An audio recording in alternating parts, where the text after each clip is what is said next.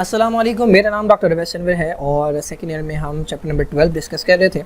Previously fresh water life जो है वो हम डिस्कस कर चुके हैं। Now let's talk about marine water. ना लाइफ इन मरीन वाटर की अगर हम बात करें तो हमें पता है कि अर्थ का 70% जो है, अर्थ की सरफेस का 70% जो है वो समंदर ने ऑक्यूपाई किया हुआ है ना। ये जो ओशन है हमारे पास, ये एक तो ग्रेट रेजर्वॉयर है, इसके अंदर बहुत सारे लिविंग ऑर्गेनिज्म जो है मौजूद हैं। इवन इसके अंदर इतने ज़्यादा लिविंग ऑर्गेनिज्म हैं कि उनमें से सारे के सारे अभी तक डिस्कवर भी नहीं हुए हैं और इसके अंदर बहुत ज़्यादा न्यूट्रिएंट्स जो हैं वो मौजूद हैं और पता नहीं क्या क्या ख़जाने जो है वो समंदर के अंदर मौजूद हैं, क्योंकि बहुत सारी जगह हैं जहाँ पर अब समंदर है, वहाँ पर पहले ज़मीन हुआ करती थी, पानी का लेवल बढ़ गया तो वहाँ पर जितने भी ख़जाने थे वो सारे के सारे डूब गए।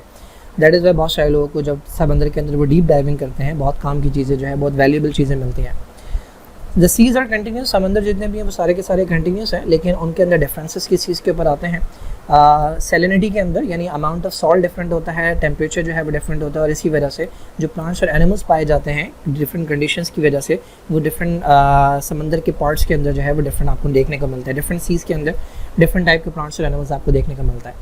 जनरली समंदर के अंदर चूँकि मरीन वाटर होता है तो इसके अंदर सॉल्ट होता है, तो जनरली समंदर के अंदर जो है वो 3.5% सॉल्ट है, यानी हर 100 ml के अंदर जो है वो 3.5 मिलीग्राम मेरे ख्याल में सॉल्ट जो है वो मौजूद होगा। तो ये सॉल्ट की जो है वो कॉन्सेंट्रेशन होती है समंदर के अंदर। टेम्परेचर जो है वो average temperature about 32 degree Celsius जो है वो समंदर का होता है। सॉल्ट कंसंट्रेशन कुछ समंदर की जो है वो वेरी करती है, लाइक रेड सी जो है उसकी 4.6% सॉल्ट कंसंट्रेशन है और जो बाल्टिक सी है उसकी 1.2% जो है वो सॉल्ट कंसंट्रेशन है। बट एवरेज अगर आप देखें दुनिया के ज़्यादातर समंदर की तो वो 3.5% के आसपास आपको मिलेगी। डिफरेंट समंदरों का टेम्परेचर जो है वो वेरी करेगा। पोलर रीजन के करीब जो समंदर होंगे उनका टेम्परेचर डिफरेंट होगा, जो इक्वेटर के ऊपर होंगे उनका टेम्परेचर डिफरेंट होगा। तो टेम्परेचर भी डिफर करता है और आपका जो सॉल्ट कॉन्सेंट्रेशन है वो भी वेरी करती है। बट जनरली जो है 3.5% सॉल्ट और जो 32 डिग्री सेल्सियस है वो जनरल टेम्परेचर और सॉल्ट कॉन्सेंट्रेशन है। देन बहुत सारी चीज़ें जो कि और वेरी करती हैं, लाइक जो न्यूट्रिएंट्स की क्वांटिटी है, लाइक फॉस्फेट्स हैं, न्यूट्रिएंट्स और बहुत सारे जो अदर न्यूट्रिएंट्स हैं वो भी सी टू सी जो है, समंदर जो है वो वेरी करता है। अच्छा, ये बात हमें पता है कि डीप सी जो है वो कूल होता है। समंदर की जो, जैसे कि अर्थ की अगर आप बात करें तो अर्थ की जो सरफेस है उसका टेम्परेचर जो है वो ज़्यादा होता है और अगर आप अर्थ से थोड़ा सा नीचे चले जाएंगे तो नीचे चूँकि सनलाइट नहीं पहुँच रही तो उसका टेम्परेचर थोड़ा सा कूल होता है, लेकिन बहुत अंदर चले जाएंगे तो टेम्परेचर बढ़ जाएगा क्योंकि अंदर जो है वो लावा वगैरह मौजूद होता है। लेकिन समंदर की अगर हम बात करें तो समंदर की सरफेस का टेम्परेचर जो है वो ज़्यादा होता है और जो डीप सी जो होता है समंदर के अंदर, जैसे जैसे आप जाते हैं तो समंदर का अंदर जो है वो कूल होता है, उसका टेम्परेचर कम होता है और इसी चीज़ को यूटिलाइज़ भी किया जाता है। मैंने चैप्टर नंबर 13 के अंदर जो है वो समझाया है कि एक तरह की टरबाइंस होती हैं, अमोनिया टरबाइंस, जो कि इसी मैकेनिज़्म के ऊपर जो है वो वर्क करती हैं, टेम्परेचर डिफरेंस के ऊपर वर्क करती हैं। तो डीप सी कूल होने के साथ साथ उसके अंदर जो न्यूट्रिएंट्स का अमाउंट है वो भी ज़्यादा होता है, क्योंकि जाहिर है न्यूट्रिएंट जो है वो कोई सॉलिड मटेरियल है तो वो जो है वो नीचे चला जाता है। लेकिन जब हवा चलती है तो हवा के ज़रिए होता ये कि हमारे पास समंदर है, ये इसकी अपर सरफेस है और ये बाकी नीचे डीप सी है। तो डीप सी के अंदर बहुत सारे न्यूट्रिएंट्स मौजूद हैं, तो जब हवा चलती है तो समंदर का जो सरफेस वाला पानी है वो आगे चला जाता है और इसकी वजह से जो नीचे वाला पानी है वो ऊपर आ जाता है। ये प्रोसेस कहलाता है अपवेलिंग। इससे होता यह है कि जो न्यूट्रिएंट्स हैं उनकी रिसाइकलिंग होती रहती है ना। अगर आप समंदर को डिवाइड करें तो दो तरह से इसकी डिवीजन होती है। एक, इसको हॉरिजॉन्टली हम डिवाइड करते हैं यानी एक्स एक्सिस के ऊपर, और एक वर्टिकली डिवाइड करते हैं हम, यानी इसे वाई एक्सिस के ऊपर डिवाइड करते हैं। हॉरिजॉन्टली हम डिवाइड करते हैं इसे दो जोन्स के अंदर, एक नेरेटिक होता है और एक ओशियानिक होता है। यानी जो साहिल के साथ वाला है, जहाँ पे शैलो वाटर है, वो नेरेटिक जोन होता है और जहाँ पे डीप वाटर होता है, यानी ये साहिल है, तो साहिल के साथ वाला जो एरिया होता है वो नेरेटिक जोन कहलाता है, जहाँ पे शैलो वाटर होता है, और जहाँ पे डीप वाटर होता है वो बेसिकली ओशियानिक जोन कहलाता है।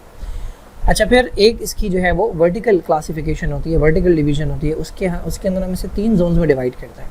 पहला जोन जो होता है वो यूफोटिक होता है। यूफोटिक जो है ये सरफेस से लेकर 200 मीटर तक का जो जोन होता है वो यूफोटिक होता है, जिसमें लाइट पहुंचती है और यहाँ पर हमारे पास फोटोसिंथेसिस हो रहा होता है और जो प्रोड्यूसर्स हैं वो मौजूद होता है। उसके बाद 200 से लेकर 2000 मीटर तक का जो जोन होता है, पहली बात तो 200 से नीचे जितना भी है वो एफोटिक है। उस एफोटिक के अंदर जो 200 से लेकर 2000 तक का जो जोन होता है वो बेथियल जोन कहलाता है, और उसके बाद जो है 2000 से नीचे वाला जो जोन होता है वो कहलाता है एबिसल जोन। इन दोनों के अंदर जो है वो लाइट नहीं पहुंचती, तो यहाँ पर प्रोड्यूसर्स जो है वो मौजूद नहीं होते, तो ये एफोटिक जोन कहलाते हैं जहाँ पर लाइट नहीं पहुँचती।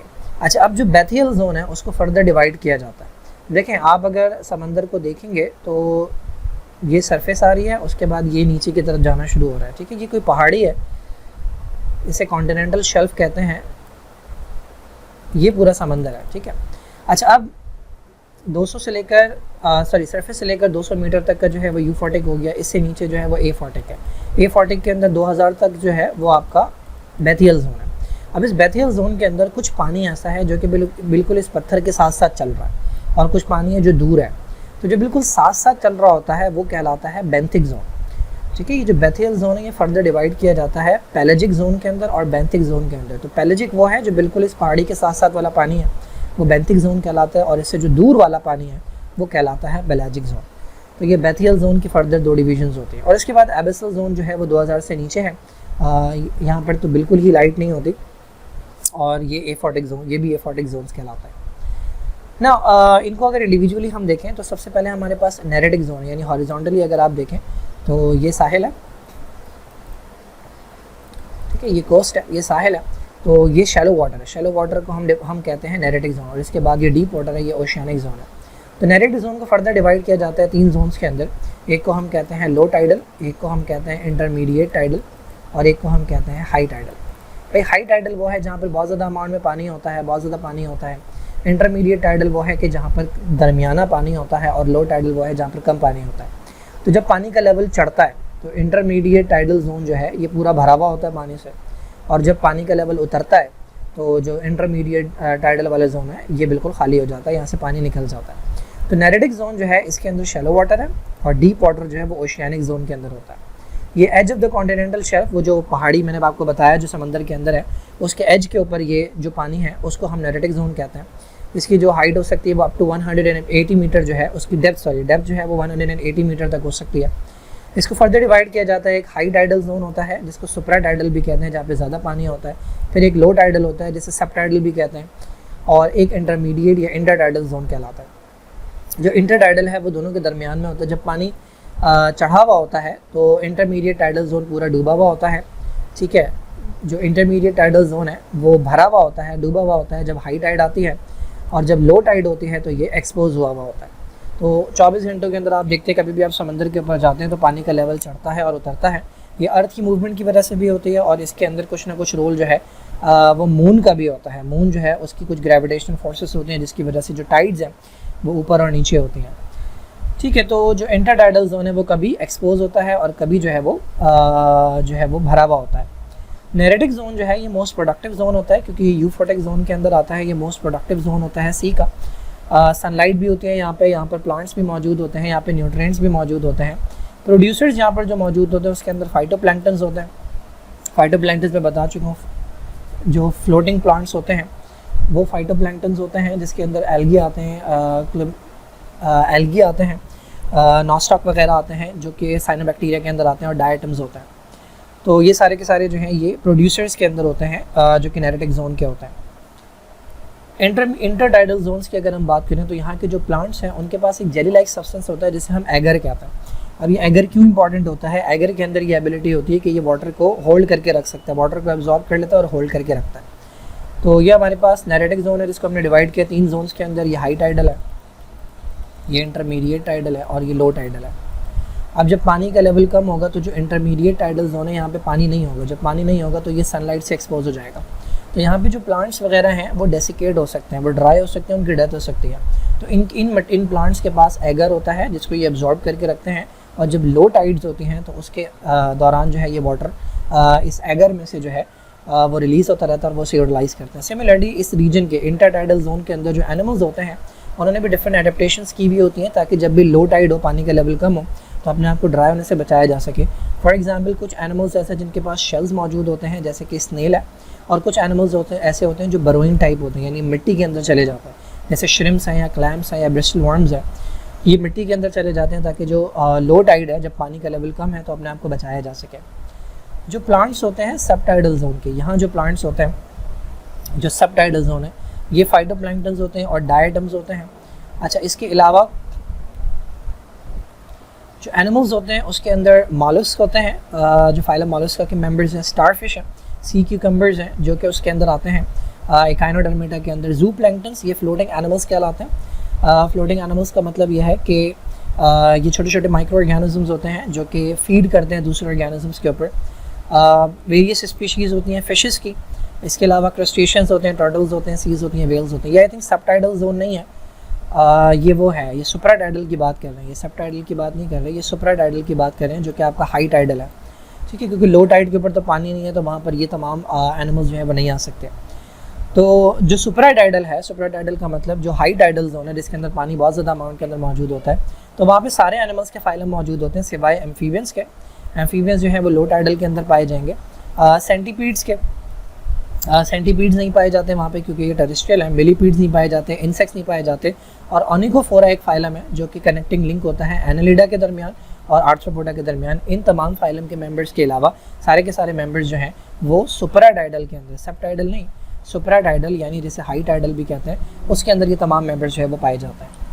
अच्छा, इसके बाद आता है ओशियानिक रीजन। ओशियानिक रीजन वो है जो कि डीप वाटर है, शैलो वाटर नहीं है, डीप वाटर है। इसको आप वर्टिकली डिवाइड करते हैं दो जोन्स के अंदर। एक यूफोटिक जोन है जहाँ पे लाइट पहुँचती है, ये 200 मीटर तक होता है, और एक एफोटिक जोन है जो कि डार्क जोन कहलाता है। तो यूफोटिक जोन जो है ये मोर ट्रांसपेरेंट है, इसके अंदर बहुत सारे प्रोड्यूसर्स पाए जाते हैं जिसमें फाइटोप्लैंक्टन्स है मेनली। जो यूनिसेलुलर ऑर्गेनिजम्स होते हैं वो भरे हुए होते हैं समंदर की अपर सरफेस के ऊपर। और जो फाइटोप्लैंक्टन्स हैं ये बेसिकली एक तरह की वेल होती है जिसे बलीन वेल कहते हैं, जिसके पास दांत नहीं होते। तो इस बलीन वेल की जो फीड होती है वो यही होते हैं फाइटोप्लैंक्टन्स के ऊपर। इतने यूनिसेलुलर छोटे छोटे ऑर्गेनिजम्स के ऊपर ये इतनी बड़ी वेल होती है जो फीड कर रही होती है। तो समंदर भरा हुआ होता है, उसकी जो सरफेस है वो भरी हुई होती है फाइटोप्लैंक्टन से। अच्छा, इस जोन के अंदर हमारे पास जो स्पीशी का वो है, स्पीशी की जो नंबर है वो कम है, लेकिन डिफरेंट टाइप की स्पीशीज जो है as compare to the coastal area there are different varieties of species जो हैं वो इसके अंदर पाई जाते हैं। यहाँ पर जो मेंबर्स होते हैं उनकी जो बॉडीज़ होती हैं वो स्मूथ होती है, यूजुअली शाइनी होती है, जैसे कि बलीन वेल है या टूथिड वेल है। There are 2 types of whale, एक वो है जो दांतों वाली होती हैं, वो टूथिड वेल कहलाती हैं, और एक बलीन वेल होती हैं। जो टूथिड वेल होती हैं वो कार्निवोरस होती हैं, वो डिफरेंट एनिमल्स के ऊपर फीड करती हैं, लाइक फिशेज़ हैं, जाइंट स्क्विड्स हैं। जबकि जो बलीन वेल होती हैं वो छोटे ऑर्गेनिज्म जो हैं, माइक्रो ऑर्गेनिज्म जो हैं, उनके ऊपर फीड करती हैं। एफोटिक जोन जो है, एक तो ये यूफोटिक जोन हो गया जो कि सुपरफिशियल है 200 मीटर तक। उसके बाद एफोटिक जोन होता है 200 मीटर से नीचे। उसमें एक हमने पढ़ा था बैथियल जोन होता है जो कि 2000 मीटर तक होता है, और एक एबिसल जोन होता है जो कि 2000 मीटर से नीचे होता है। अच्छा, इसके अंदर मेनली फिल्टर फीडर्स पाए जाते हैं, यानी ऐसे ऑर्गेनिजम्स होते हैं, ऐसे एनिमल्स होते हैं जिनकी बॉडी के अंदर पानी जाता है और उस पानी के अंदर जो छोटे छोटे न्यूट्रिएंट्स होते हैं ये उसे फिल्टर कर लेते हैं और पानी को बाहर छोड़ देते हैं। इसकी सबसे बड़ी एग्जाम्पल जो है वो आपका फाइलम पॉरीफेरा है। तो ये फूड पार्टिकल्स रख लेते हैं और बाकी सारा जो पानी है उसे बाहर छोड़ देते हैं। एबिसल जोन की अगर हम बात करें, जो सबसे नीचे वाला जोन है, उसके अंदर ऑर्गेनिक रिमेन्स बहुत ज़्यादा है, यानी जो भी बचा कुचा मटीरियल होता है वो सबका सब नीचे चला जाता है। तो यहाँ पर ज़्यादातर वो एनिमल्स हैं जो कि डेड ऑर्गेनिज्म के ऊपर या फिर डेड मैटर के ऊपर फीड करते हैं। तो उसके अंदर डीकम्पोजर्स आ जाते हैं, या ऐसे हैं जो एक दूसरे का शिकार कर रहे होते हैं जिन्हें हम स्कैवेंजर्स कहते हैं। ठीक है, फ़िशेज़ जो हैं इसके अंदर स्मॉल साइज़ की होती हैं, उनके बड़े बड़े मुँह होते हैं। इसके अलावा उनके पास कुछ ऐसे स्ट्रक्चर्स होते हैं जिनमें लाइट होती है, क्योंकि नीचे जो है वो एफोटिक जोन है, एफोटिक जोन के अंदर लाइट नहीं है, तो शिकार करने के लिए जो है वो इनके पास कुछ लुमिनेसेंट ऑर्गन्स होते हैं जो कि चमक रहे होते हैं, जिसको ये यूज़ करते हैं शिकार करने के लिए। आइज़ जो है इनकी लार्ज भी हो सकती हैं और एब्सेंट भी हो सकती हैं, और वो दूसरे सेंसेस जो हैं अपने, क्योंकि लाइट इतनी है नहीं, तो वो दूसरे सेंसेस जो हैं, स्मेल है या कोई और सेंसेस हैं, उनका जो है वो यूज़ कर सकते हैं शिकार करने के लिए। So this is all about life in fresh water, life in marine water.